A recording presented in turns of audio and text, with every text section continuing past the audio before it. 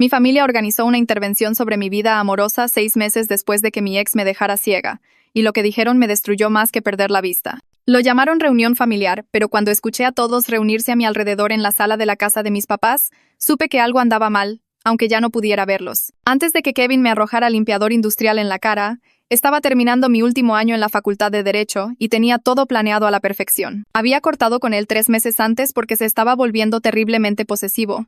Aparecía en mis clases, me acusaba de engañarlo cuando estudiaba con compañeros hombres, incluso exigía poner rastreadores GPS en mi bolsa y en mi coche para saber dónde estaba. La ruptura fue complicada, pero pensé que había terminado.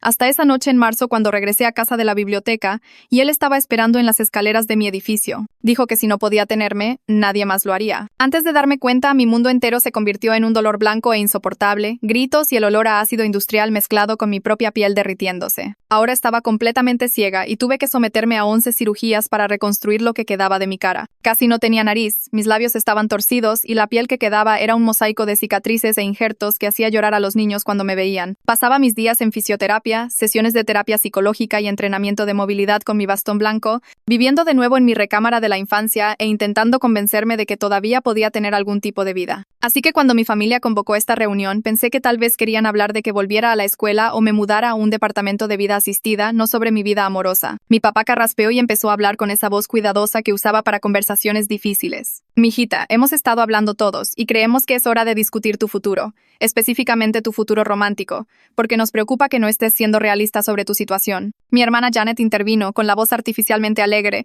como si me estuviera vendiendo algo.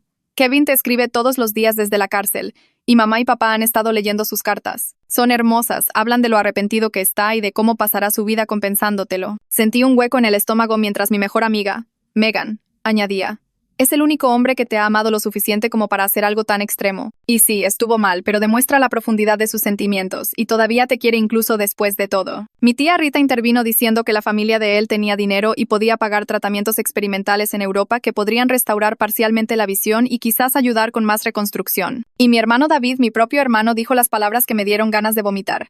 No decimos que lo que hizo estuvo bien, pero tienes que admitir que ningún hombre normal va a querer lidiar con todo esto. Kevin ya sabe en lo que se está metiendo. Cada nueva persona que hablaba lo empeoraba, sus voces mezclándose en un coro de personas que amaba diciéndome que mi atacante era mi mejor opción. Y me di cuenta de que todos lo habían estado visitando en el reclusorio sin decírmelo. Traté de defenderme, mi voz temblando mientras les recordaba que Kevin era la razón por la que estaba ciega y desfigurada, que había destruido mi vida. Pero mi madre me interrumpió con ese tono amable que usaba cuando yo era niña y me negaba a tomar una medicina.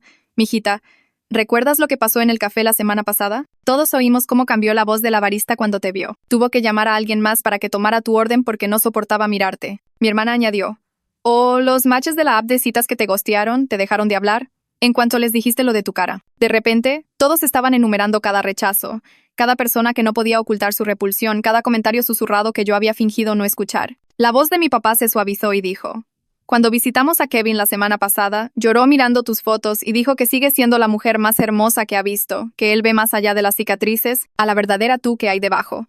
Sentí que mi determinación se resquebrajaba como hielo bajo presión, y me oí susurrar: ¿de verdad dijo eso? Mi mamá tomó mis manos cicatrizadas entre las suyas y dijo las palabras que me rompieron por completo. Es el único que no te ve como un monstruo, mijita, porque él ve a la chica de la que se enamoró, y eso es lo mejor que puedes conseguir ahora. La lucha se esfumó de mí de golpe. Todavía no conocía a una sola persona que me aceptara después del accidente. Donde quiera que iba, la habitación se quedaba en silencio en cuanto entraba. Sentía a mis propios amigos riéndose con la boca cerrada o grabándome. Así que cuando oí que alguien realmente pensaba que yo todavía era hermosa, me encontré considerándolo seriamente. Quizás tenían razón. Quizás alguien que me amó lo suficiente como para destruirme era mejor que nadie en absoluto. Megan puso un sobre en mis manos temblorosas. La vieja loción de Kevin estaba en el papel e hizo que mi corazón diera un vuelco de miedo. Pero mi hermana tomó mi mano y dijo: deja que te lea su última carta. Merece una segunda oportunidad después de todo lo que ha pasado. Janet desdobló el papel y su voz se volvió suave y temblorosa, como si estuviera leyendo algo hermoso, en lugar de las palabras del hombre que me quemó la cara. Empezó diciendo que Kevin se despertaba todas las noches llorando porque veía mi cara en sus sueños. La cara de antes, y no podía creer lo que le había hecho a algo tan perfecto. El olor a loción del sobre me estaba dando náuseas, y apreté los brazos de la silla con tanta fuerza que me dolían los nudillos. Janet continuó, su voz volviéndose más emotiva mientras leía sobre cómo Kevin repasaba esa noche una y otra vez, deseando poder retractarse. Cómo daría cualquier cosa por deshacer esos 5 segundos que destruyeron nuestras vidas. Ella lo hizo sonar como un romance trágico en lugar de un intento de asesinato, y podía sentir a todos en la habitación inclinándose hacia adelante como si estuvieran viendo una película triste. Se me revolvió el estómago porque esta era mi vida real, mi ceguera real, mi cara destruida real. Y todos estaban sentados allí emocionándose por el dolor de Kevin. Janet leyó la parte donde Kevin decía que veía videos viejos nuestros en su teléfono, los de cuando empezamos a salir, y que él ve más allá de mis cicatrices, a la verdadera yo debajo. Escribió sobre tomar clases de manejo de ira 2 veces por semana y reunirse con el capellán de la prisión todos los días porque encontró a Dios después de lo que hizo. Mi mamá apretó mi mano y la oí sorber la nariz como si estuviera llorando. Y fue entonces cuando me di cuenta de que realmente se creían esta basura. Habían convertido a Kevin en un pecador reformado en lugar del tipo que me acosó durante 3 meses y me arrojó limpiador industrial en la cara cuando no quise volver con él. La voz de Janet se quebró cuando leyó cómo el terapeuta de Kevin dice que ha hecho un progreso increíble, cómo ha aprendido a manejar sus emociones y a asumir la responsabilidad de sus acciones. Quería gritar que asumir la responsabilidad significaría dejarme en paz para siempre, pero sentía la garganta apretada y no podía articular palabra. La carta continuaba diciendo que Kevin veía su crimen como una bendición disfrazada porque lo obligó a enfrentar a sus demonios y convertirse en el hombre que yo siempre merecí. Y sentí que de verdad iba a vomitar allí mismo, en la sala de mis papás. Finalmente encontré mi voz y salió temblorosa pero fuerte. Les dije que esto era una completa locura, que Kevin no solo cometió un error o tuvo un mal momento, sino que intentó asesinarme y destruyó mi vida entera. La voz de mi papá interrumpió la mía, tranquila y razonable, como si le explicara algo simple a un niño. Dijo que el terapeuta de Kevin confirmó todo en la carta, que Kevin realmente había progresado y no era la misma persona que era hace 6 meses. Luego mi papá soltó la bomba que me heló la sangre. Dijo que todos se habían estado reuniendo con la familia de Kevin, no solo visitando a Kevin en prisión, sino sentándose con sus padres para discutir un plan de reconciliación. No podía creer lo que estaba oyendo. Mi propio padre había estado planeando en secreto mi futuro con la familia del hombre que me dejó ciega. Mi papá siguió hablando de cómo los padres de Kevin son buena gente, que están devastados por lo que hizo su hijo y quieren enmendar las cosas de cualquier manera posible. Dijo que habían sido muy generosos y comprensivos, y que realmente creían que Kevin y yo debíamos estar juntos a pesar de todo lo que pasó. David intervino antes de que pudiera responder, y su voz tenía ese tono emocionado que pone cuando cree que ha descubierto algo. Me dijo que los padres de Kevin ya habían contactado a especialistas en Alemania que habían tenido éxito real con la restauración parcial de la visión en víctimas de ataques con ácido. Mi hermano dijo esas palabras, víctimas de ataques con ácido, como si yo fuera una estadística en lugar de su hermana. David explicó que estos médicos alemanes tenían nuevas técnicas que involucraban células madre y regeneración de córnea, y que habían ayudado a personas a ver formas y luz de nuevo, incluso años después de sus lesiones. Dijo que los padres de Kevin estaban dispuestos a pagar por todo. Todas las cirugías, tratamientos, viajes y recuperación, lo que fuera necesario para devolverme algo de visión. Luego hizo una pausa, y oí cómo se movía en su silla antes de añadir la condición.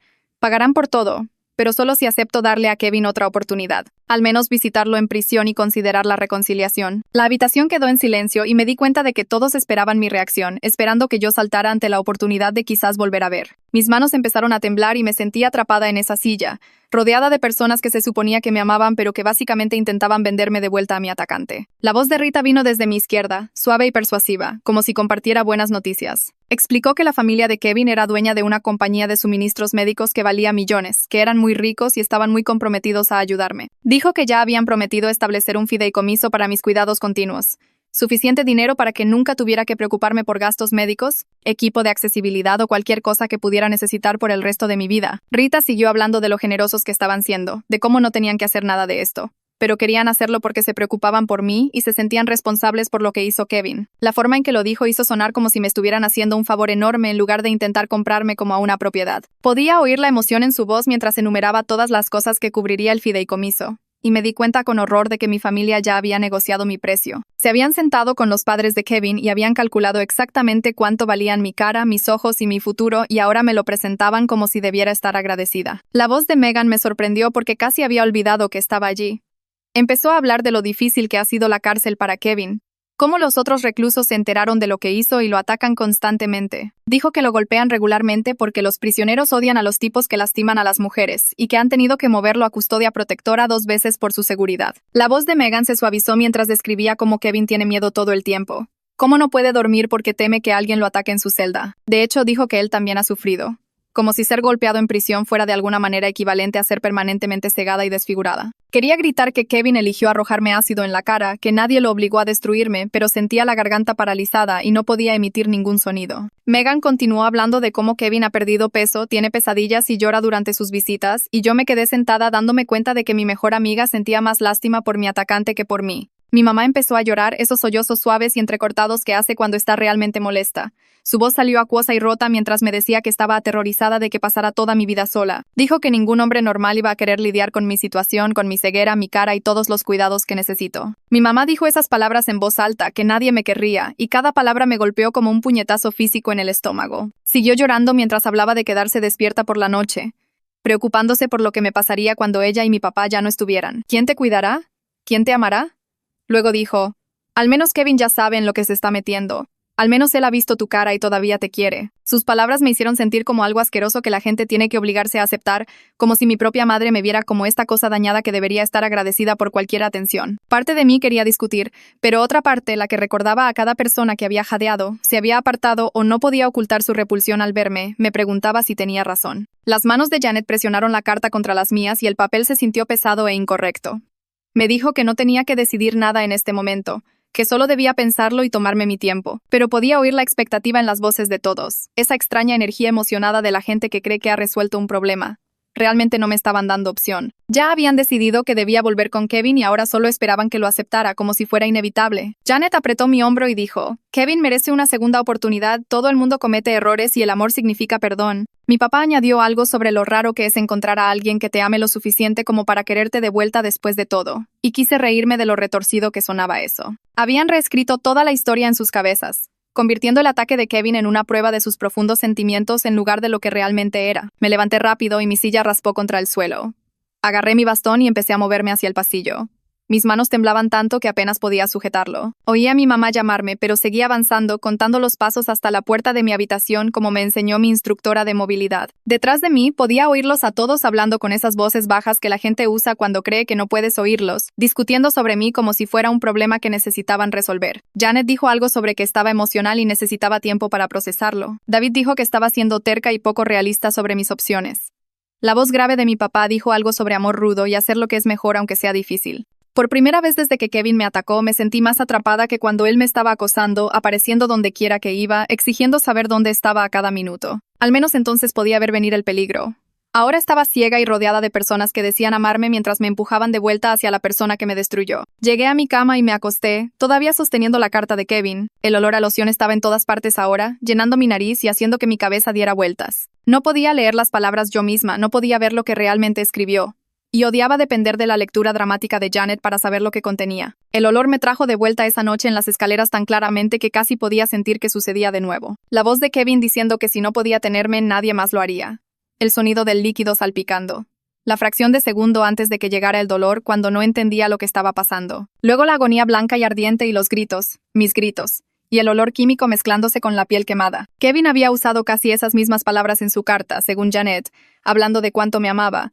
¿Cómo no podía imaginar la vida sin mí? Mi familia me estaba pidiendo que volviera con la persona que me cegó permanentemente y me derritió la cara porque pensaban que estaba demasiado dañada para que alguien más me quisiera. Me quedé allí, en la cama de mi infancia, sosteniendo esa carta, y me di cuenta de que mi familia me veía igual que los extraños, como algo arruinado y lamentable que debía aceptar cualquier migaja de afecto que pudiera conseguir, incluso de la persona que me arruinó en primer lugar. A la mañana siguiente me desperté con el sonido de la puerta de mi habitación abriéndose y el olor a huevos y pan tostado. Los pasos de mi mamá cruzaron la habitación y oí cómo dejaba una bandeja en mi buró. Se sentó en el borde de mi cama y el colchón se hundió bajo su peso. Su mano tocó mi hombro de esa manera suave que usaba cuando estaba enferma de niña. Empezó a hablar con su voz amable sobre el perdón y cómo era el camino a la sanación. Me dijo que la madre de Kevin lloró todo el tiempo que se reunieron, sollozando en sus manos mientras rogaba por una oportunidad para enmendar las cosas. Mi mamá me preguntó si realmente quería ser el tipo de persona que se aferraba al rencor en lugar de elegir sanar. Subí más la cobija y volteé la cara, alejándola de su voz. Ella siguió hablando, diciendo que la madre de Kevin era una buena mujer que había educado mal a su hijo, pero quería arreglar sus errores. No comí el desayuno y no respondía a sus preguntas. Después de un rato, recogió la bandeja y se fue, cerrando la puerta más fuerte de lo necesario. Me quedé en cama la mayor parte del día, escuchando los sonidos de la casa a mi alrededor. Cerca del mediodía, oí voces en el pasillo, justo afuera de mi puerta. Janet estaba hablando con nuestros padres y su voz se filtraba a través de la delgada madera. Dijo que estaba siendo terca y poco realista sobre mi situación. Les dijo que necesitaba aceptar mis nuevas limitaciones y dejar de vivir en un mundo de fantasía donde tenía opciones. La voz grave de mi papá dijo algo que no pude entender. Y luego Janet dijo algo sobre cómo estaba haciendo esto más difícil para todos. David se unió y lo oí decir que estaba siendo egoísta, que toda la familia intentaba ayudarme y yo se lo estaba echando en cara. Mi mamá dijo algo sobre mano dura y cómo a veces tenías que ser firme con la gente que no podía ver lo que era bueno para ellos. Me puse la almohada sobre la cabeza, pero aún podía oír sus voces discutiendo sobre mí como si fuera un problema que necesitaba solución. Más tarde esa tarde, mi papá tocó a mi puerta y entró sin esperar respuesta. Se sentó en la silla cerca de mi cama y pude oírlo cambiar de peso como si estuviera incómodo. Empezó a hablar de mi futuro y de lo preocupado que estaba por mí. Dijo que necesitaría cuidados costosos por el resto de mi vida. Citas médicas, tecnología de asistencia y tal vez ayudantes a domicilio cuando envejeciera. Habló de cómo la familia de Kevin podía proporcionar todo eso, cómo tenían el dinero para asegurarse de que estuviera bien cuidada. Su voz se suavizó y dijo que a veces el amor significaba tomar decisiones prácticas en lugar de emocionales. Me dijo que esta era mi oportunidad de tener una seguridad financiera real, que necesitaba pensar a largo plazo en lugar de solo en mis sentimientos de ahora. Sentí que algo se rompía dentro de mí, y de repente estaba llorando de verdad por primera vez desde que comenzó la intervención. Admití que tenía miedo de estar sola para siempre. Le conté sobre ir al supermercado la semana pasada y oír a un niño preguntarle a su mamá qué le pasaba a mi cara. Hablé de cómo cada vez que salía de casa sentía a la gente mirándome, podía oírlos callar cuando pasaba. Mi papá se movió para sentarse en la cama y me atrajo hacia un abrazo. Dijo que por eso exactamente Kevin tenía sentido. Kevin ya sabía en lo que se estaba metiendo. Kevin me había aceptado una vez y estaba dispuesto a hacerlo de nuevo. La camisa de mi papá olía a su loción para después de afeitarse y lloré en ella mientras él me daba palmaditas en la espalda. Dijo que necesitaba ser realista sobre mis opciones ahora. Esa noche oí la voz de Megan abajo y luego pasos subiendo a mi habitación. Tocó y entró, su perfume llenando el pequeño espacio. Se sentó en la cama y me dijo que traía otra carta de Kevin, que esta era aún más emotiva que la anterior. Abrió el sobre y empezó a leer partes en voz alta. Kevin escribía sobre soñar con cuidarme, sobre compensar lo que hizo con acciones en lugar de solo palabras. Hablaba de imaginar un futuro donde demostrara su amor todos los días. La voz de Megan se volvió temblorosa al leerlo, como si estuviera conmovida por sus palabras. Dobló la carta y la puso en mis manos. Sostuve el papel y le pregunté si realmente pensaba que debía volver con alguien que me dejó ciega. Se quedó callada unos segundos y pude oír su respiración. Luego dijo que Kevin cometió un error terrible, pero que la gente podía cambiar. Dijo que él estaba recibiendo terapia en prisión y tomando clases para ser una mejor persona. Luego su voz se endureció y añadió que mi perfil de citas obtuvo 0 matches después de que publiqué fotos honestas de mi cara. Me preguntó, ¿qué otra opción tenías realmente? Sentí la carta arrugarse en mi mano. Megan se quedó un rato más, hablando de lo raro que era encontrar a alguien que te quisiera después de algo así. Después de que se fue, me quedé en la oscuridad sosteniendo ambas cartas de Kevin. Esa noche apenas dormí. Las palabras de Kevin de ambas cartas daban vueltas en mi cabeza, mezcladas con todo lo que mi familia dijo. Parte de mí se sentía asqueada pensando en volver con él. Recordaba el dolor del ácido golpeando mi cara y el olor de mi piel quemándose. Pero otra parte de mí estaba tan desesperada porque alguien me aceptara que me encontré considerándolo. Pensé en estar sola en mi habitación de infancia por el resto de mi vida. Pensé en cómo mi propia familia creía que no tenía otras opciones. Quizás tenían razón. Quizás alguien que me destruyó era mejor que nadie en absoluto. Al día siguiente le dije a mi mamá que quería hablar con mi antigua terapeuta del hospital. La doctora Sara me había ayudado justo después del ataque, cuando estaba aprendiendo a vivir sin vista. La voz de mi mamá se volvió tensa y fría. Dijo que esa terapeuta me había llenado la cabeza con mentalidad de víctima y me hizo pensar que era una inútil. Pero dijo que permitiría una sesión si eso me ayudaba a procesar las cosas y seguir adelante. Lo hizo sonar como si me estuviera haciendo un favor. 2 días después estaba sentada en el consultorio de la Dra. Sara, y en el momento en que empecé a explicar la intervención, su voz cambió por completo. Me detuvo después de que describí a mi familia leyendo las cartas de Kevin y me dijo directamente que lo que estaban haciendo era abuso. Dijo que estaban tratando de forzarme a volver a una relación con mi atacante. Sentí que se me apretaba la garganta e intenté explicar que solo querían lo mejor para mí. ¿Ladra? Sara me interrumpió y dijo que ninguna familia que quisiera lo mejor presionaría a alguien para reconciliarse con la persona que la dejó ciega. Me pidió que describiera exactamente lo que pasó en la intervención y le conté todo. Cuando terminé, se quedó callada un momento y luego empezó a hablar de algo llamado vínculo traumático. Explicó cómo mi familia estaba usando mi vulnerabilidad para impulsar su propia agenda. Luego preguntó si había considerado que ellos podrían beneficiarse económicamente de la riqueza de la familia de Kevin. Las palabras me cayeron como agua fría. Pensé en David mencionando la oferta de trabajo. Recordé a mi papá hablando de cuidados costosos y la familia de Kevin pagando los tratamientos. Ladra. Sara dijo que mi familia había hecho tratos con la familia de Kevin a mis espaldas y ahora intentaban entregarme como si fuera parte de un acuerdo comercial. De repente, todo encajó en un patrón más oscuro y me di cuenta de que mi familia había estado negociando mi futuro para su propio beneficio. Tomé un taxi a casa desde el consultorio de Ladra, Sara, porque no soportaba la idea de pedirle a mi mamá que me llevara después de lo que acababa de enterarme. Mis manos temblaron todo el camino mientras agarraba mi bastón blanco, y cuando entré por la puerta principal, oí los pasos rápidos de mi mamá viniendo de la cocina. Me preguntó cómo había ido la terapia y su voz tenía ese tono falsamente alegre que significaba que ya sabía que algo andaba mal. Le dije exactamente lo que dijo Ladra. Sara, que mi familia estaba tratando de forzarme a volver con mi atacante, que habían hecho tratos a mis espaldas. La voz de mi mamá cambió instantáneamente y empezó a gritar que Ladra. Sara era una alborotadora que no entendía la lealtad familiar. Dijo que terapeutas así llenaban la cabeza de gente vulnerable con ideas paranoicas y las ponían en contra de las personas que realmente las amaban. Intenté explicar que Ladra. Sara solo me estaba ayudando a ver la verdad, pero mi mamá me interrumpió y dijo que no tenía permitido ver a esa mujer de nuevo. Me dijo que Ladra. Sara estaba envenenando mi mente contra personas que solo querían lo mejor para mí, y que si seguía viéndola, terminaría completamente sola, sin nadie. Me di cuenta con pavor de que mi mamá veía a Ladra, Sara, como una amenaza para cualquier plan que hubieran hecho con la familia de Kevin. Mi mamá siguió diciendo que la verdadera familia se mantiene unida en los momentos difíciles y no deja que extraños se interpongan entre ellos. Dijo que estaba influenciada por alguien que no conocía nuestra situación y no le importaba mi futuro como a ellos. Fui a mi habitación y cerré la puerta, todo mi cuerpo temblando de ira y miedo. Estaba acostada en mi cama tratando de procesar todo cuando oí los pasos de mi hermano David por el pasillo horas después, cuando ya había oscurecido. Tocó una vez y entró sin esperar respuesta. Su voz sonaba diferente a lo usual, más dura y agresiva de lo que nunca la había oído. Se sentó en el borde de mi cama y me dijo que el papá de Kevin le había ofrecido un trabajo en su compañía de suministros médicos. El trabajo pagaba casi el doble de lo que ganaba ahora y venía con prestaciones y opciones sobre acciones.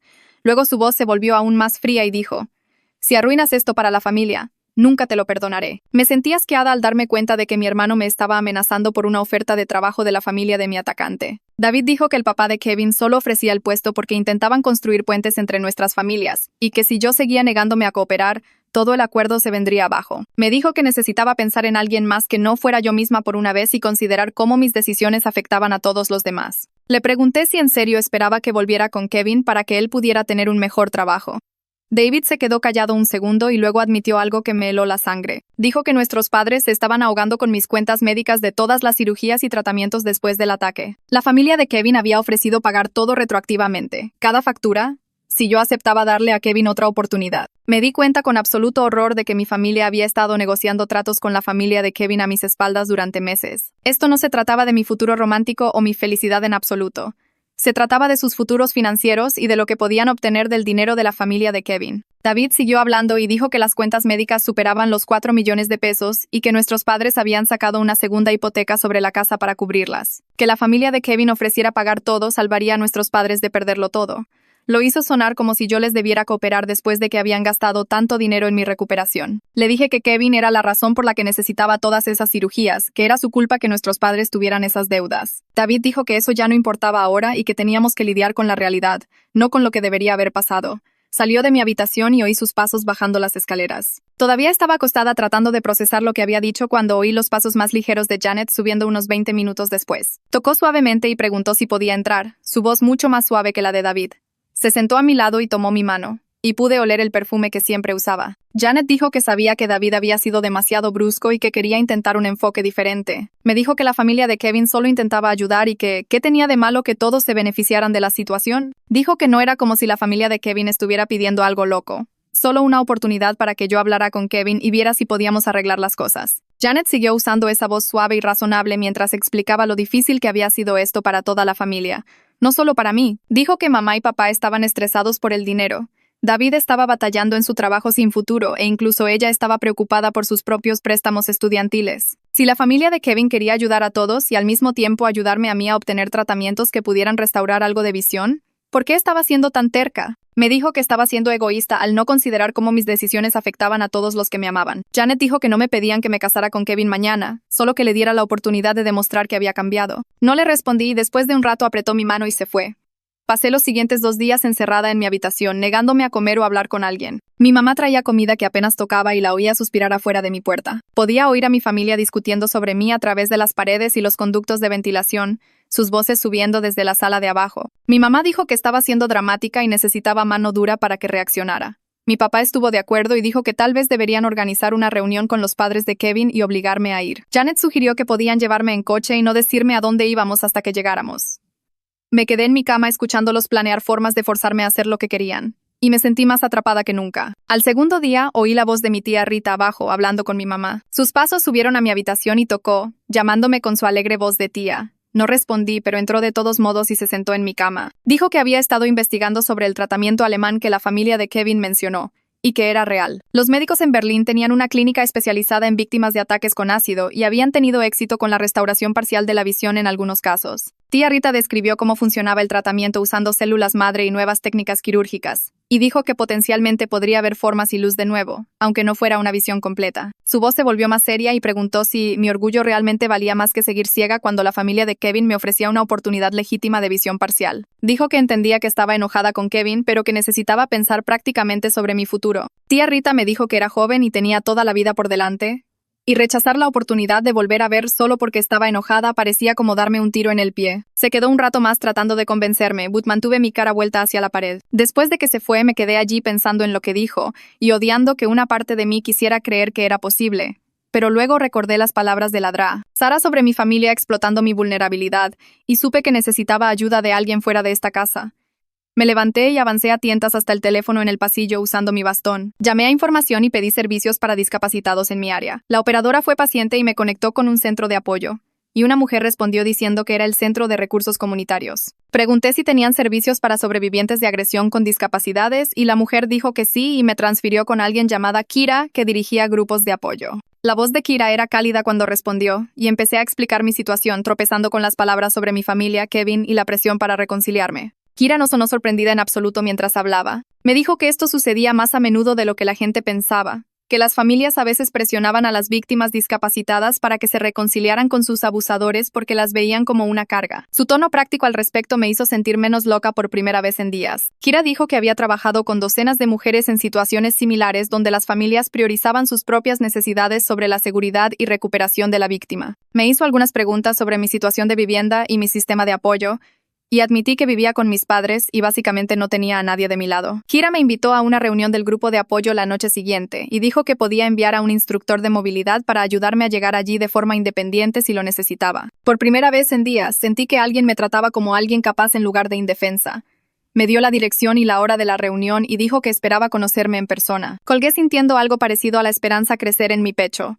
Volví a mi habitación y esa noche en la cena le dije a mi mamá que iba a una reunión de un grupo de apoyo mañana. La voz de mi mamá se volvió cortante de inmediato y preguntó si era el que ladrá. Sara recomendó. Cuando dije que sí, me dijo que no tenía permitido ir. Dijo que estaba influenciada por personas que no conocían nuestra situación familiar y no entendían lo que intentábamos hacer por mí. Mi mamá añadió que grupos de apoyo como ese solo hacían a la gente más amargada y enojada en lugar de ayudarlos a seguir adelante con sus vidas. Me levanté de la cama y avancé a tientas hasta el umbral de la puerta, donde podía oír a mi mamá todavía parada en el pasillo. Le dije que era una adulta, y que iba a ir a esa reunión mañana, le gustara o no. El silencio que siguió se sintió pesado y frío, y cuando mi mamá finalmente habló, su voz había cambiado completamente del tono amable que había estado usando. Dijo, «Bien. Si tantas ganas tienes de ir, entonces puedes encontrar tu propio camino para llegar, porque no voy a llevarte a ningún lado a reunirte con gente que te pondrá en contra de tu propia familia». Oí sus pasos alejándose por el pasillo y la puerta de su habitación cerrándose lo suficientemente fuerte como para hacer temblar las paredes. Regresé a mi habitación y me senté en el borde de la cama, tratando de evitar que me temblaran las manos, porque nunca le había hablado así a mi mamá.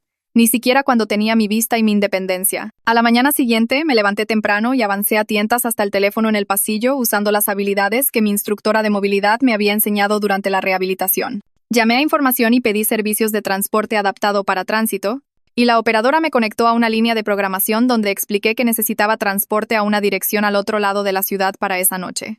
La persona que tomó mi información fue paciente y profesional, confirmando mi hora y lugar de recogida sin hacerme sentir inútil o rota. Mi familia apenas me habló en todo el día, y cuando llegó la noche, oí a mi mamá decirle a mi papá en la cocina que estaba cometiendo un grave error. Los ignoré y esperé junto a la puerta principal con mi bastón hasta que oí la camioneta de paratránsito detenerse afuera. Subir a la camioneta sola me dio miedo, pero también se sintió bien de una manera que no había sentido desde antes del ataque, como si estuviera recuperando una pequeña parte del control sobre mi propia vida. El conductor me ayudó a encontrar mi asiento y me dijo que estaríamos allí en unos 20 minutos, y pasé todo el viaje sintiéndome orgullosa de mí misma por hacer esto sola. Cuando llegamos al centro comunitario, usé mi bastón para navegar desde la camioneta hasta la entrada del edificio, contando pasos y escuchando el sonido de las puertas automáticas. Adentro, la voz de una mujer preguntó si estaba allí para el grupo de apoyo, y cuando dije que sí, me dijo que se llamaba Kira y que se alegraba de que hubiera llegado. Me guió por un pasillo hasta una habitación donde podía oír a otras personas hablando en voz baja, y mientras entrábamos, la conversación se detuvo solo un segundo antes de continuar. Kira me presentó al grupo, y oí las voces de 4 mujeres diferentes dándome la bienvenida, y ni una sola de ellas jadeó o cambió su tono de voz cuando vieron mi cara. 2 de las mujeres mencionaron que también eran ciegas debido a la violencia de pareja, y otra mujer se acercó y tomó mi mano para guiarla hacia su cara para que pudiera sentir cicatrices similares a las mías. Por primera vez desde el ataque, estaba en una habitación donde nadie me miraba con horror o lástima, donde mis heridas simplemente se entendían como parte de lo que nos había pasado. Cuando fue mi turno de compartir, les conté sobre la intervención y cómo mi familia quería que me reconciliara con Kevin porque pensaban que nadie más me querría. La habitación quedó en completo silencio por un momento, y luego una mujer dijo que sus padres habían hecho casi lo mismo, presionándola para que volviera con su ex esposo, quien la había golpeado tanto que perdió la audición en un oído. Otra mujer compartió cómo su hermana le decía que estaba siendo irrazonable al negarse a perdonar al novio que la arrojó por las escaleras y la dejó paralítica. Una tercera mujer habló de cómo su madre visitaba a su atacante en la cárcel e intentaba organizar reuniones sin su permiso. Y me di cuenta, con alivio y tristeza, de que no estaba sola en esta pesadilla. Después de que terminó la reunión, Kira se acercó con un hombre que presentó como su esposo Brian, y él me dijo que era un abogado de derechos de las personas con discapacidad que trabajaba con sobrevivientes de agresión. Brian explicó que lo que mi familia estaba haciendo podría considerarse coerción, especialmente porque estaban usando mi dependencia de ellos para presionarme a tener contacto con mi atacante. Dijo que yo tenía derechos legales que ellos estaban violando, y que estaría feliz de consultarme gratis sobre mis opciones. Tomé su tarjeta y le di las gracias, sintiendo algo parecido a la esperanza crecer en mi pecho por primera vez en semanas. El conductor del paratránsito me recogió a las 9, y para cuando llegué a casa eran casi las 10, mucho después de que mi familia solía irse a la cama. Pero cuando entré por la puerta principal, pude oírlos a todos esperando en la sala, y la voz de mi papá atravesó la oscuridad exigiendo saber dónde había estado y de qué había hablado. Le dije que fui a un grupo de apoyo y conocí a otras mujeres que habían sobrevivido a ataques como el mío.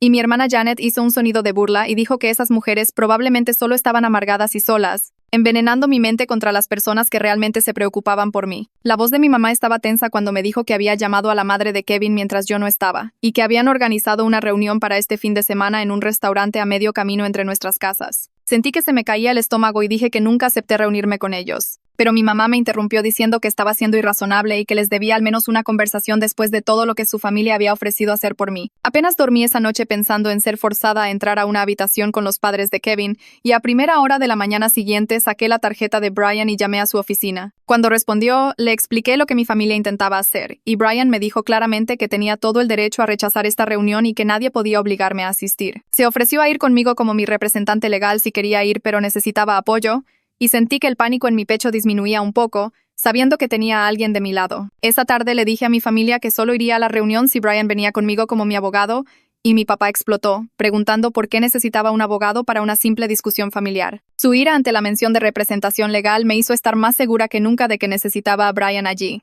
porque la gente que no tiene nada que ocultar no se enoja por la presencia de abogados. Mi mamá intentó un enfoque diferente después de que los gritos de mi papá no funcionaron, y la oí llorar mientras me decía que estaba destrozando a la familia y haciendo todo mucho más difícil de lo necesario. Dijo que la familia de Kevin pensaría que estábamos siendo hostiles si llevaba un abogado, que arruinaría cualquier posibilidad de arreglar las cosas pacíficamente. Pero me mantuve firme y le dije, «Brian viene conmigo o yo no voy».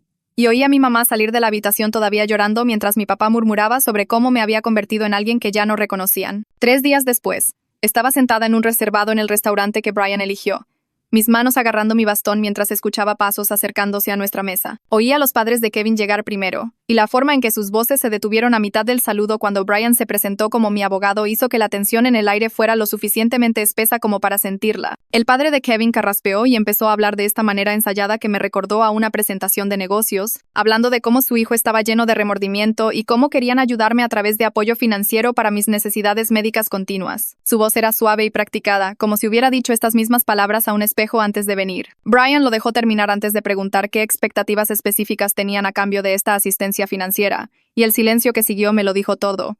La madre de Kevin intervino con un enfoque más suave, su voz temblando mientras explicaba que esperaban que considerara visitar a su hijo en prisión porque él estaba devastado de que yo no quisiera leer sus cartas ni responder a ninguno de sus intentos de comunicación. Lo hizo sonar como si yo estuviera siendo cruel por no interactuar con el hombre que me arrojó ácido en la cara. Brian hizo más preguntas sobre los términos de su oferta, y el padre de Kevin mencionó el tratamiento alemán de nuevo, añadiendo que ya habían contactado a especialistas que estaban listos para evaluarme tan pronto como yo aceptara ir. Pero cuando Brian presionó por detalles sobre qué pasaría si el tratamiento fallaba, o si aún así me negaba a reconciliarme con Kevin después, ambos padres se pusieron a la defensiva, y el padre de Kevin dijo que solo intentaban ayudar y que no apreciaban ser interrogados. Sentí que mis manos empezaban a temblar. Y finalmente hablé, mi voz saliendo más fuerte de lo que esperaba mientras les preguntaba directamente si entendían que su hijo había intentado asesinarme, que había destruido permanentemente mi visión, mi cara y mi futuro entero. La madre de Kevin empezó a llorar de inmediato y dijo que fue un momento de locura temporal provocado por el estrés de nuestra ruptura, que Kevin no era un monstruo y que había estado recibiendo ayuda en prisión. Seguía diciendo que él estaba enfermo ese día, como si arrojar limpiador industrial en la cara de alguien fuera solo un resfriado fuerte que contrajo. Oí a Brian moverse en su asiento y su voz se volvió fría y profesional mientras declaraba claramente que yo no estaba interesada en ninguna forma de reconciliación y que todos los futuros intentos de contacto debían pasar por él como mi representante legal. Los padres de Kevin empezaron a hablar al mismo tiempo, sus voces elevándose mientras decían que estaba siendo irrazonable y desperdiciando una oportunidad de una vida mejor, pero Brian se levantó y sentí su mano en mi codo guiándome fuera del reservado. Podía oír los susurros furiosos de mi propia familia mientras caminábamos hacia el estacionamiento, sus voces cruzando el restaurante sobre cómo los había avergonzado y arruinado todo. El viaje a casa con mis padres fue completamente silencioso durante los primeros 10 minutos, hasta que mi papá finalmente dijo que acababa de desechar mi única oportunidad de una vida normal y si me daba cuenta de lo que había hecho. Le dije que volver con mi atacante no era normal. Y él hizo un sonido de asco antes de decir que, dada mi situación, no podía darme el lujo de elegir. Mi mamá no dijo nada durante el viaje, pero podía oírla llorar en voz baja en el asiento delantero. Cuando llegamos a casa, fui directo a mi habitación. Pero mi mamá me siguió y me dijo que necesitaba empezar a buscar otro lugar donde vivir si iba a rechazar la ayuda y hacer todo más difícil para la familia. Su voz ya no era triste. Era fría y práctica mientras explicaba que no podían permitirse mantenerme para siempre y que necesitaba encontrar mi propia situación de vivienda. Sentí el pánico crecer en mi pecho porque no tenía idea de cómo vivir de forma independiente siendo ciega y mi mamá simplemente salió de mi habitación sin decir una palabra más.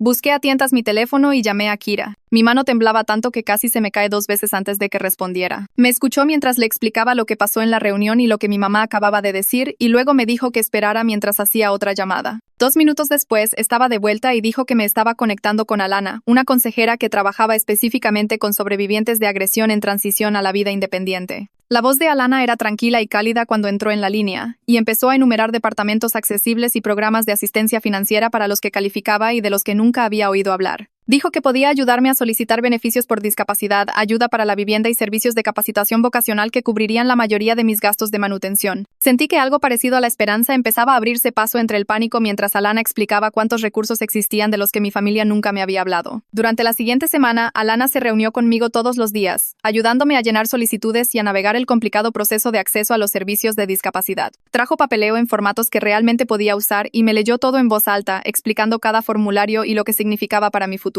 Aprendí sobre los pagos mensuales por discapacidad que podía recibir, programas de vivienda subsidiada para personas con discapacidades y servicios de capacitación laboral que me ayudarían a encontrar trabajo que pudiera hacer a pesar de ser ciega. Cada nuevo programa del que Alana me hablaba me enfadaba más, porque me daba cuenta de que mi familia me había mantenido dependiente a propósito. Nunca mencionaron ninguno de estos recursos que podrían haberme dado independencia meses atrás. Mi mamá apenas me habló en toda esa semana, excepto para preguntar cuándo me iría, y mi hermana Janet dejó de visitar la casa por completo. Alana me ayudó a solicitar todo a la vez y me dijo que la ayuda para la vivienda probablemente saldría primero, ya que había un edificio accesible con una vacante en ese momento. Describió el departamento como un estudio en un edificio diseñado específicamente para residentes con discapacidades, con otras personas ciegas y con discapacidades físicas viviendo allí, y servicios de apoyo disponibles en el lugar. El alquiler sería asequible con mis pagos de asistencia y tendría acceso a instructores de orientación y movilidad que podrían ayudarme a aprender a navegar mi nuevo vecindario. Cuando Alana me dijo que había un departamento disponible y me preguntó si quería aplicar, dije que sí sin siquiera pensarlo. 2 días después, llamó para decir que mi solicitud había sido aprobada y podía mudarme a fin de mes. Por primera vez desde que Kevin me arrojó ácido en la cara, me sentí emocionada por mi futuro en lugar de atrapada y sin esperanza. Tenía mi propio lugar esperándome, dinero entrando para cubrir mis gastos y personas que realmente querían ayudarme a tener éxito en lugar de mantenerme pequeña y dependiente. El departamento era mío y nadie podía quitármelo o usarlo para controlarme, y esa sensación de propiedad sobre mi propia vida me hizo querer llorar de alivio. Llamé a mis padres esa misma noche para contarles sobre el departamento, y mi papá respondió con su habitual voz cansada preguntando qué necesitaba. Le dije que encontré un lugar para vivir y que me mudaría a fin de mes.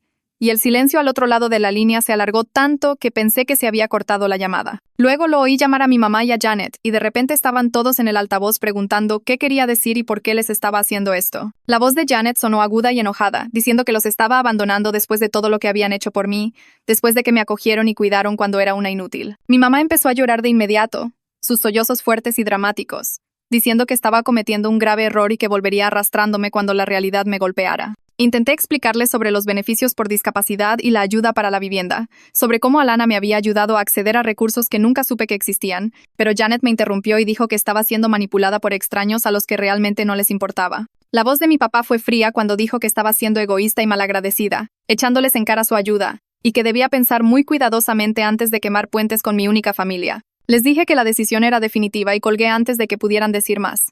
Mis manos temblaban tanto que casi se me cae el teléfono. Al día siguiente, David apareció en la casa mientras yo empacaba cajas en mi habitación y oí sus pasos por el pasillo antes de que siquiera tocara. Abrió la puerta de golpe y me dijo que el papá de Kevin lo había llamado esa mañana para retirar la oferta de trabajo en la compañía de suministros médicos. La voz de David estaba tensa de ira mientras explicaba que la familia de Kevin se enteró de que había rechazado la reunión con mis abogados presentes y ahora no querían saber nada de nuestra familia. Dijo que le había costado un sueldo de 6 cifras y prestaciones, que había estado contando con ese trabajo para finalmente salir adelante y ahora se había ido porque yo no podía ser razonable por una vez. Sentí que algo frío se asentaba en mi estómago al darme cuenta de que mi familia había estado haciendo tratos y planes en torno al dinero de la familia de Kevin, que todo este asunto nunca se había tratado realmente de mi felicidad o bienestar. David siguió hablando, enumerando todas las cosas que mis cuentas médicas le habían costado a la familia, cómo se habían sacrificado por mí y ahora yo también le estaba costando oportunidades a él. Le dije que se fuera de mi cuarto y él cerró la puerta tan fuerte que toda la pared tembló.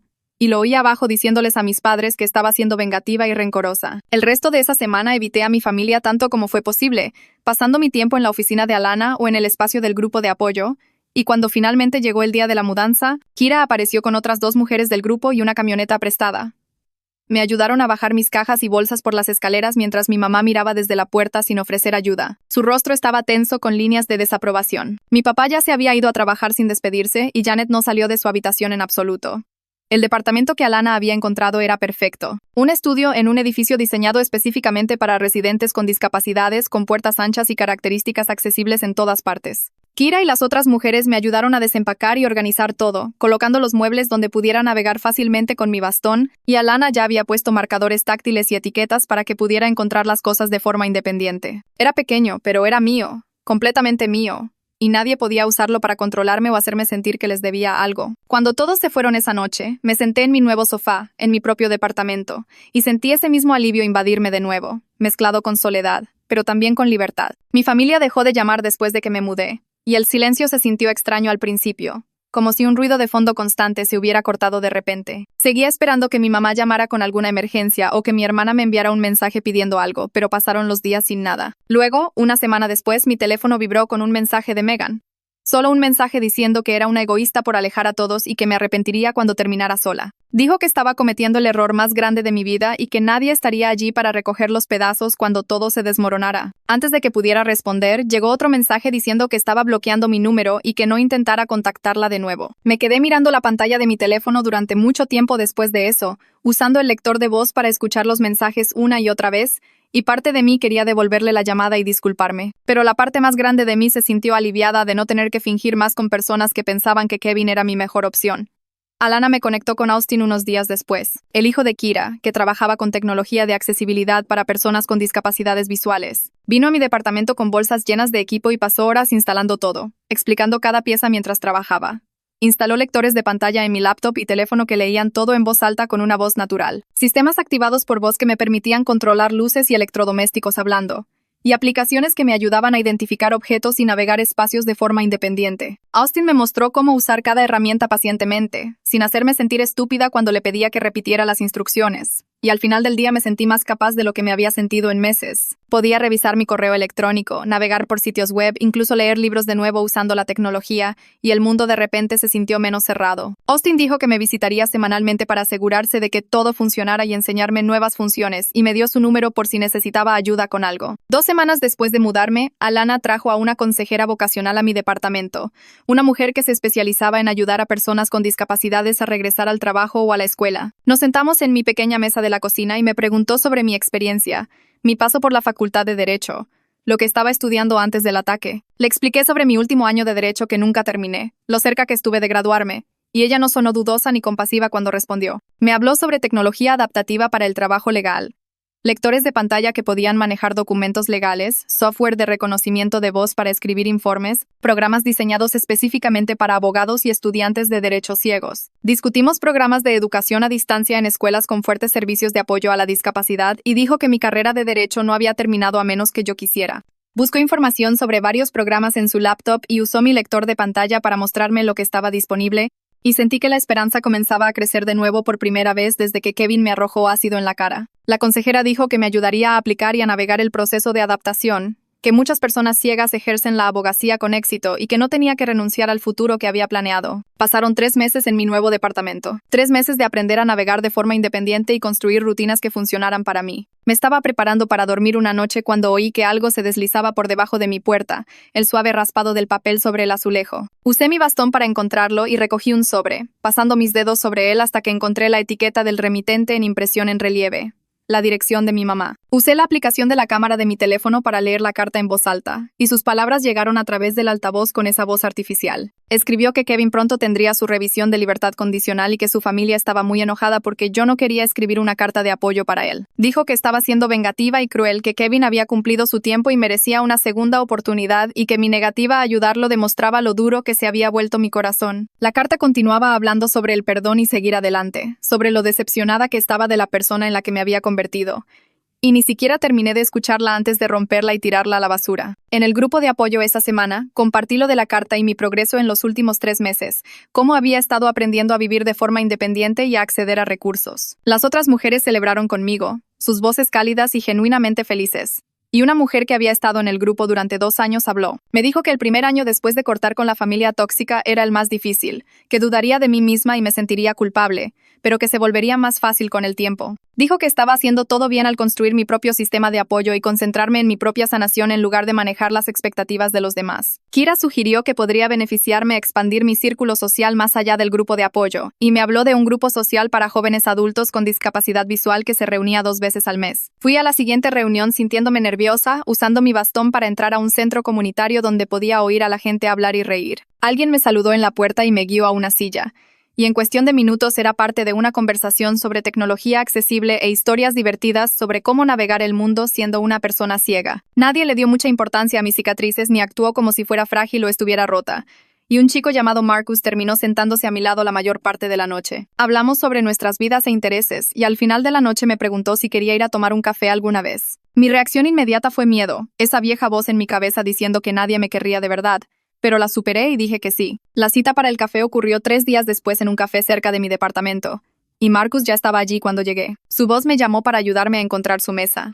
Hablamos durante 2 horas sobre todo, desde nuestros trabajos hasta nuestras familias y nuestra música favorita, y ni una sola vez hizo que mi ceguera o mis cicatrices fueran un tema que necesitara abordarse. Me contó sobre su trabajo en ingeniería de audio y me preguntó sobre mis planes de regresar a la Facultad de Derecho, tratándome como a una persona normal con una vida normal, en lugar de una víctima que necesitaba ser salvada. Cuando salimos del café, me preguntó si podía verme de nuevo, y me di cuenta de que mi familia había estado completamente equivocada sobre que nadie me querría jamás. Marcus me veía como una persona completa, no solo mis discapacidades o mi trauma, y esa sensación de ser tratada normalmente era mejor que cualquier promesa que la familia de Kevin pudiera haber hecho. Unas semanas después de esa cita con Marcus, recibí un correo electrónico de un programa de educación a distancia que hizo que mi lector de pantalla se volviera loco de emoción. Me aceptaron en su programa de finalización de la carrera de Derecho, diseñado específicamente para estudiantes con discapacidades, y podía comenzar el próximo semestre con adaptaciones completas, incluyendo libros de texto en audio, tiempo extendido para los exámenes y materiales de curso accesibles. Me senté en mi departamento escuchando la carta de aceptación leída en voz alta 3 veces porque no podía creer que fuera real,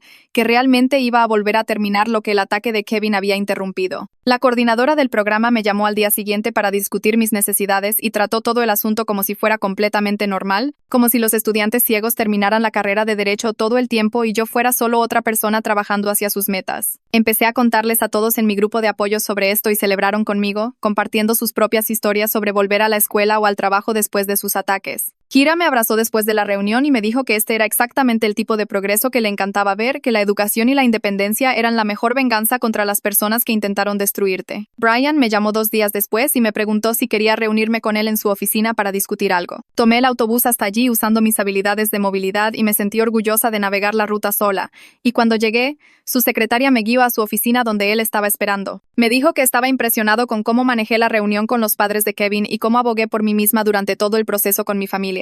Luego me ofreció una pasantía de medio tiempo en su bufete de abogados de derechos de discapacidad, ayudando con la investigación y la admisión de clientes, trabajando alrededor de mi horario de clases una vez que comenzara la escuela. La paga no era mucha, pero era trabajo legal real, y dijo que podía usarlo para mis créditos de prácticas requeridos para la graduación. Acepté de inmediato y comencé la semana siguiente, aprendiendo a usar bases de datos legales con mi lector de pantalla y tomando notas durante las consultas con clientes. El trabajo se sentía significativo de una manera que mis antiguas clases de derecho nunca tuvieron, porque estaba ayudando a personas reales a navegar sistemas que no estaban diseñados para ellas. Brian me dijo después de mi primer mes que tenía un futuro real en el derecho de defensa de la discapacidad, que mi experiencia personal combinada con el conocimiento legal me hacía excepcionalmente calificada para ayudar a otros.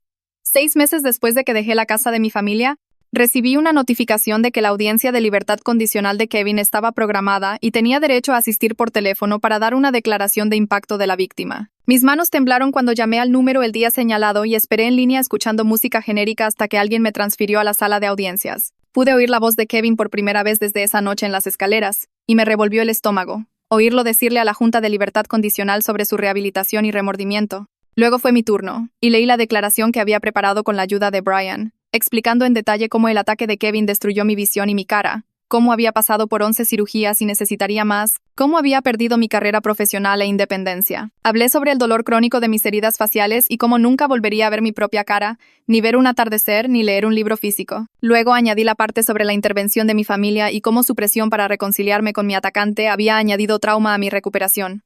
Cómo la familia de Kevin había intentado usar dinero para comprar mi perdón. Mi voz se mantuvo firme durante todo el tiempo, aunque estaba temblando, y cuando terminé, hubo silencio en la línea antes de que el presidente de la Junta me agradeciera por mi declaración. La decisión llegó una semana después. Le negaron la libertad condicional a Kevin. Cumpliría su sentencia completa sin liberación anticipada, y sentí que algo se liberaba en mi pecho cuando Brian llamó para darme la noticia. Pero 2 días después de eso, Brian llamó de nuevo diciendo que los padres de Kevin habían intentado contactarme a través de su oficina, dejando mensajes pidiéndome que reconsiderara la reconciliación ahora que me estaba yendo mejor. Afirmaban que la negación de Kevin era parcialmente mi culpa debido a mi declaración, y querían discutir cómo podíamos avanzar todos como familia. Brian les envió una carta de cese y desistimiento en mi nombre ese mismo día, dejando claro que cualquier contacto adicional resultaría en una orden de restricción. Me dijo que los padres de Kevin estaban acostumbrados a comprar su salida de los problemas y no podían aceptar que algunas cosas no estaban a la venta. Mi mamá llamó por primera vez en meses un martes por la tarde cualquiera. Su voz sonaba diferente, más pequeña de lo que recordaba, menos segura y más insegura. Dijo que había estado pensando en lo que pasó en esa intervención y que quizás habían presionado demasiado, que había estado hablando con su propia terapeuta al respecto. Pero luego añadió que seguía pensando que intentaban ayudarme, que sus intenciones eran buenas, incluso si sus métodos fueron incorrectos. Me preguntó cómo estaba y si me las estaba arreglando bien sola, y pude oír la esperanza en su voz de que admitiera que estaba batallando y necesitaba volver a casa. Tomé aliento y le dije a mi mamá que presionarme para reconciliarme con mi atacante no fue ayuda, fue abuso. Le expliqué que las buenas intenciones no importan cuando las acciones causan daño, y que hasta que ella no pudiera reconocer plenamente que lo que hicieron estuvo mal, sin calificativos ni excusas, yo no estaba lista para reconstruir nuestra relación. Empezó a llorar por teléfono y la oí decir que me extrañaba y que no entendía por qué estaba siendo tan dura. Pero no discutió mis palabras ni intentó defender la intervención más.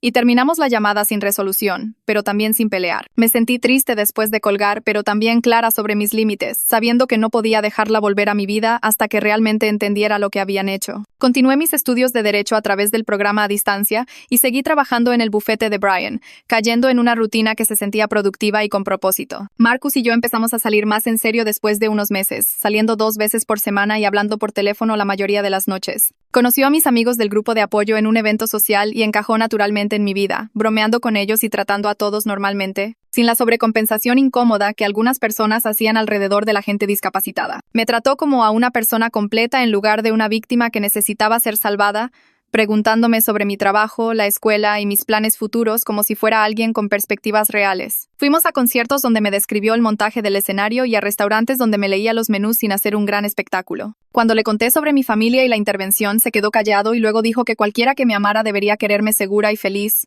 no de vuelta con alguien que intentó matarme. Un año después de esa horrible intervención, estaba prosperando de maneras que mi familia dijo que eran imposibles. Tenía mi propio departamento accesible que decoré yo misma con ayuda de Kira y el grupo de apoyo, con todo organizado para que pudiera encontrarlo fácilmente. Estaba completando mi carrera de Derecho con buenas calificaciones y comentarios positivos de los profesores, trabajando medio tiempo en el bufete de Brian en casos que importaban, y saliendo con Marcus, que me respetaba y me hacía reír. Había construido una vida que no estaba definida por lo que Kevin me quitó, sino por lo que creé para mí misma después. Las mujeres del grupo de apoyo celebraron mi primer aniversario de independencia con pastel e historias, y me di cuenta de que había pasado de ser esa persona rota en la habitación de mi infancia a alguien que era realmente feliz la mayoría de los días. Janet me contactó a través de un amigo en común, diciendo que quería disculparse y hablar sobre lo que pasó. El amigo me pasó el mensaje de Janet diciendo que mi hermana había estado yendo a su propia terapia y se dio cuenta de lo equivocada que estuvo la intervención, que quería una oportunidad para enmendar las cosas. Pero yo no estaba lista todavía para abrir esa puerta.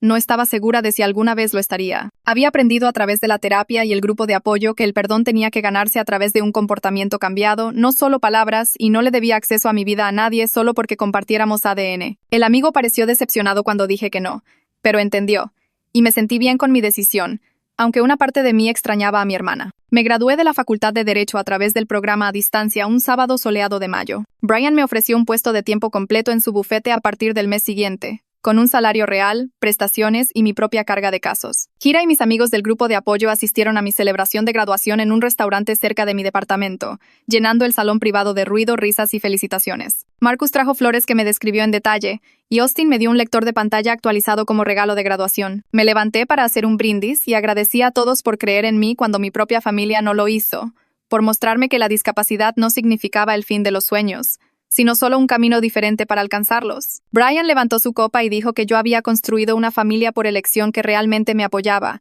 y que eso valía más que cualquier conexión biológica. Sentí la verdad de sus palabras mientras escuchaba a mi familia elegida celebrar a mi alrededor, sabiendo que había sobrevivido a algo destinado a destruirme y había salido más fuerte del otro lado. Marcus y yo empezamos a buscar departamento 3 meses después de la graduación, buscando un lugar que pudiéramos diseñar juntos desde cero. Encontramos una unidad de 2 recámaras en un edificio con otros residentes discapacitados y pasamos semanas planeando cada detalle para que pudiera navegar de forma independiente sin pedir ayuda constantemente. Instalamos marcadores táctiles en todas las paredes, organizamos la cocina con zonas específicas que memoricé y configuramos controles activados por voz para las luces y la temperatura. El propietario nos dejó modificar el baño con barras de apoyo y una ducha a nivel del suelo, y Marcus describió dónde puso todo para que pudiera encontrarlo fácilmente. El día de la mudanza se sintió diferente a cuando dejé la casa de mis padres, porque esta vez me estaba moviendo por Asia por algo en lugar de huir de algo. Kira y Brian nos ayudaron a desempacar, y Austin pasó a instalar tecnología de accesibilidad adicional que había estado desarrollando. Mi familia seguía sin ser parte de mi vida, y a veces eso dolía. Pero estaba rodeada de personas que me amaban sin tratar de controlarme o empujarme de vuelta hacia mi atacante. Marcus nunca trató mi discapacidad como una carga, ni actuó como si debiera estar agradecida de que se quedara conmigo. Y eso marcó toda la diferencia en cómo me veía a mí misma. 2 años después de esa horrible intervención en la sala de mis padres, trabajo tiempo completo en el bufete de derechos de discapacidad de Brian, ayudando a otras sobrevivientes a escapar de situaciones tóxicas. La semana pasada, una mujer vino a mi oficina después de que su familia la presionara para reconciliarse con el novio que le rompió la columna, y reconocí esa misma confusión desesperada que sentí cuando mi propia familia convocó esa reunión. Le conté mi viaje y la conecté con recursos, y al final de nuestra sesión estaba llorando, pero también haciendo planes para mudarse a su propio lugar. Todavía tengo días difíciles lidiando con mi discapacidad y mi trauma, días en que estoy agotada de navegar un mundo diseñado para personas videntes, o cuando los dolores fantasma me recuerdan lo que Kevin me quitó. Pero soy la prueba viviente de que las limitaciones de tu familia no tienen que definir tu futuro, que las personas que más te aman a veces pueden lastimarte peor, y que el verdadero amor significa apoyar la independencia de alguien en lugar de explotar su vulnerabilidad.